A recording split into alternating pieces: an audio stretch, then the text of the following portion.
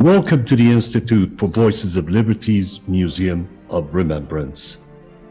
iVOL's Museum of Remembrance exists for the sole purpose of educating citizens and leaders worldwide to confront the crimes against humanity perpetrated by the Islamic Republic in Iran, to prevent the furtherance of its crimes and to inspire and promote human dignity. Phase 1 of iVOL's Museum of Remembrance consists of 5 halls, each dedicated to distinct subject matter. The Wall of Remembrance is dedicated to the memory of Iranian patriots who made the ultimate sacrifice in opposition to the kleptocratic Islamic Republic in Iran.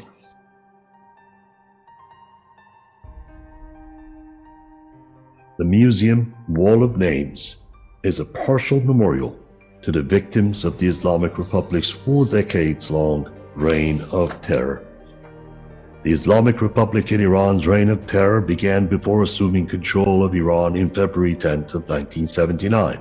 For the last 4 decades, Iran has been the crucible of the world's 3rd major ideological challenge, after fascism and communism, to liberal democracy. In pursuit of its goals, the Islamic Republic in Iran has left behind a genocidal trail of bloodshed and violence. This hallway is dedicated to the memory of its victims. Iran's internationally recognized unknown soldier was a sergeant first class of Iran's Imperial Army who gave his full measure in defense of Iran during the Zofar War of Oman in 1976. He was one of 719 casualties in this war against communism. The Islamic Republic in Iran has removed this fact from the pages of Iran's history.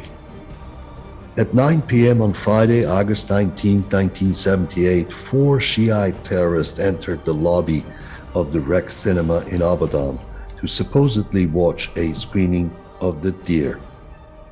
Around 9:45 p.m. that evening, the 4 aforementioned men left the movie early, barred the doors in the lobby, and poured a solution of paint thinner and cooking oil on the doorways. While 3 of the men then re-entered the theater, the 4th flicked a match into the carefully constructed death trap. The result was the deadliest terrorist attack the world had seen until the 9/11 attacks 23 years later. While around 320 persons who were in the balconies escaped, according to Amnesty International's investigation, 438 moviegoers were incinerated or suffocated by the ensuing conflagration or trampled to death trying to escape. Khomeini's sympathizers, with the help of foreign media outlets, were successful in laying blame for this terrorist operation on Mohammad Reza Shah's Savak intelligence service, and this sparked massive unrest and demonstrations in Iran's oil-rich Khuzestan province, which until then had not joined the Ayatollah's followers. Following massive vote fraud in 2009 presidential elections and the ensuing mass protests, the Islamic Republic in Iran responded with lethal violence, mass detentions, and a complete political crackdown. Unfortunately, international media outlets did not cover this green movement in any effective form. By 2013, what had remained of the student movement of 2009 had turned away from the theocratic kleptocracy of the Ayatollahs and were following a new creed, namely the philosophy of Cyrus the Great.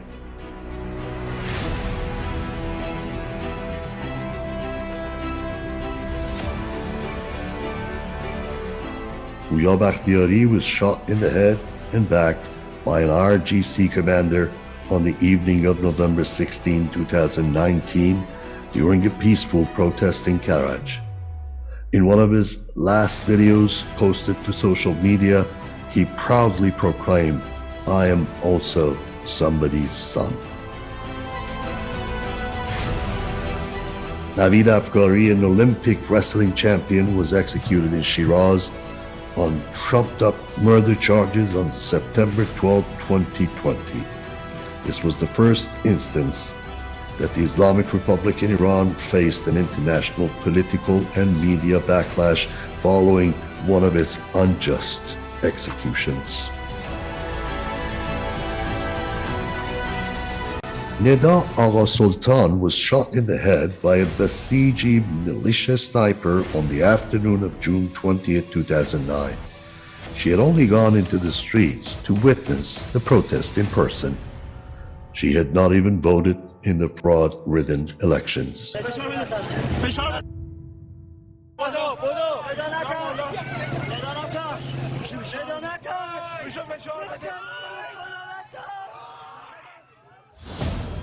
The importance of the armed forces in Iran flows from Iran's long history of successive military empires for over 2,500 years, starting with the conquest of the Achaemenid rulers of the 6th century BC. Iran developed a strong military tradition. During the 1970s, Imperial Iran developed one of the most impressive military forces in the Middle East, and it used those forces to assume a security role in the Persian Gulf after the British military withdrawal in 1971. Following the Islamic Revolution of 1979, the armed forces underwent fundamental changes. The revolutionary government purged high-ranking officials, as well as many mid-ranking officers identified with the Pahlavi dynasty, and created a loyal military force, the Pasdaran Enqilab Islami, or Islamic Revolutionary Guard Corps, whose purpose was to defend the revolution. When the Iran-Iraq War began, however, the revolutionary government had to acknowledge its need for the professional services of many of the purged officers to lead the armed forces in defending the country against Iraq. The army was unexpectedly successful in the war, even though, as of 1987, the regular armed forces continued to be regarded with considerable suspicion.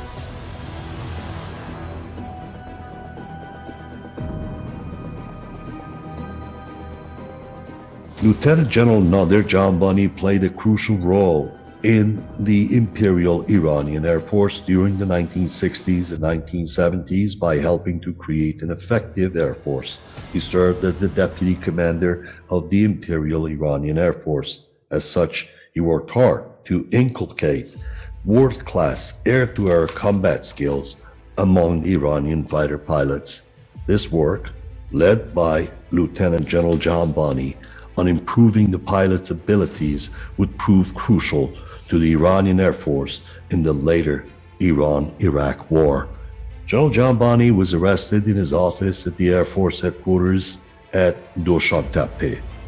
He was subsequently put on a show trial run by the infamous Sadiq Khalkhali and Ahmad Khomeini, the Ayatollah's son, who told General Janbani that he was a foreigner. He refused to respond, which caused Khalkhali to retort, "He must think we're not worthy of a response." He was charged and convicted of association with the Shah's idolatrous regime, corruption on earth, unspecified anti-revolutionary offense, war on God, God's prophet, and the deputy of the 12th Imam. He was taken to Qasr prison, and in the early hours of 13th March 1979 was shot in the courtyard of the prison. It was Thomas Jefferson who once wrote, "The purpose of government is to enable the people of a nation to live in safety and happiness. The government exists for the interest of the governed, not for the governors." Iran's longest-serving Prime Minister, Amir Abbas Hoveyda, was born in Tehran in 1919 and attended high school in Beirut. With a bachelor's degree in political science from Brussels, he returned to Iran in 1942 and was hired at the Ministry of Foreign Affairs. In the 1950s, he became a high administrator in the National Iranian Oil Company. In the early 1960s, Hoveyda joined Hassan Ali Mansour's Iran Novin Party, a new political grouping charged with implementing the Shah's reform program known as the White Revolution. When Mansour was assassinated in 1965, Hoveyda replaced him as prime minister. As Iran's second most powerful man during the two pre-revolutionary decades, he presided over a crucial period marked by rising oil income and various development projects. Mr. Hoveyda was captured by Ayatollah Khomeini's provisional revolutionary government and murdered quickly during an afternoon court break in the midst of a show trial on April 7, 1979. Farrokh Parsa was an Iranian physician, educator, and parliamentarian. She served as Minister of Education of Iran during the Pahlavi dynasty and was the first female cabinet minister of an Iranian government.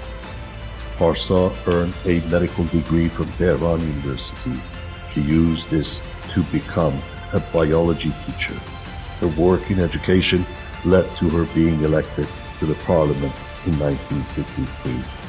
2 years later, Parsa was appointed Deputy Minister of Education, and in 1968 she became Minister of Education in Hoveyda government.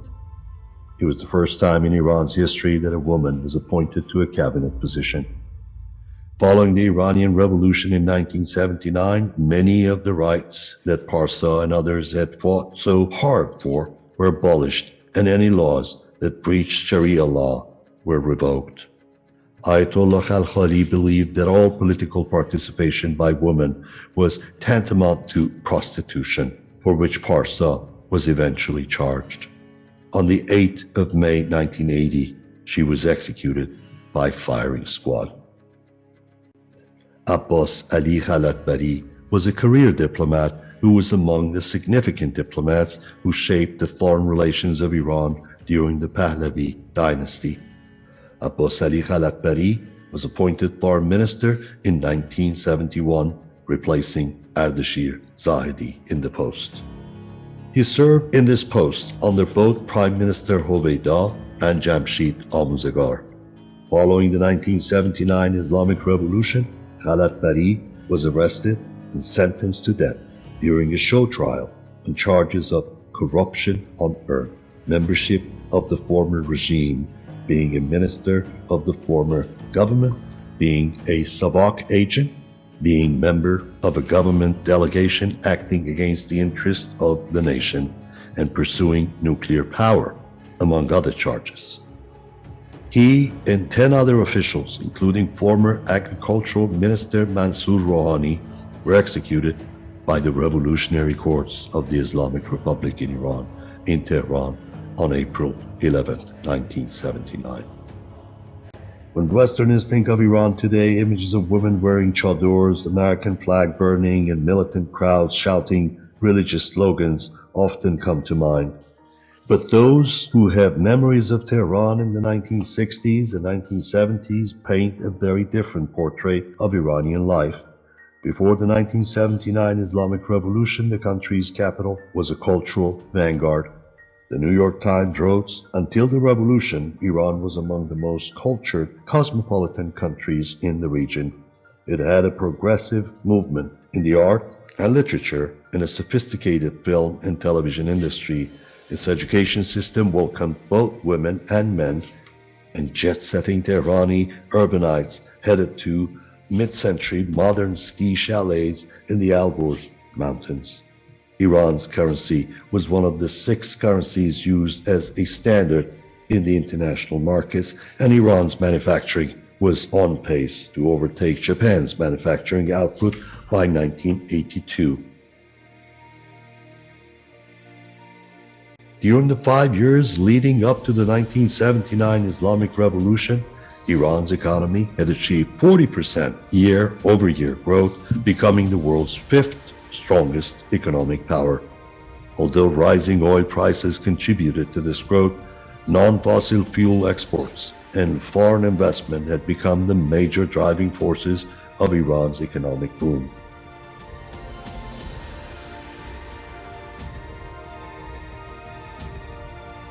With Mohammad Reza Shah's heavy investments in infrastructure and higher education in the late 40s and 50s, a strong manufacturing foundation had been laid out that began to bear fruit in the 60s and 70s. Industries which had begun as simple assembly plants in the 50s had turned into leading design and manufacturing plants in the 60s and 70s, with their products such as plastics, electronics, and vehicles competing head-to-head with Japanese products in Eastern Europe, Africa, and the Middle East.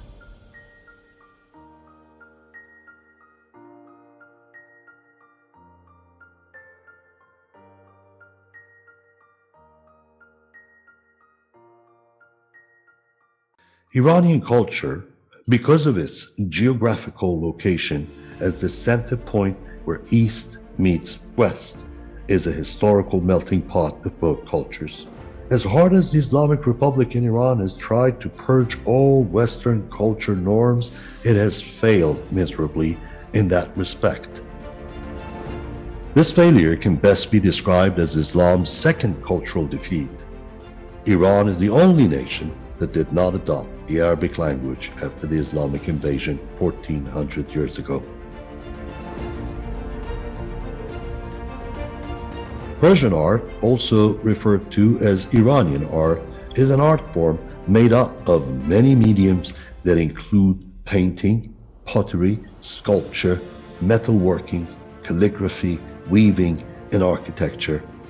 As the historic region of Persia developed, the art movement received multiple influences from neighboring countries, which signified the style seen in the artworks created, with the earliest influence dating back to approximately 550 years BC. Persian art exists as one of the richest art heritages in the world. Modern Iranian art before the Islamic Revolution encompassed many forms of performing arts. These performing arts are now used merely as tools of propaganda by the Islamic Republic in Iran. The differences are starkly visible.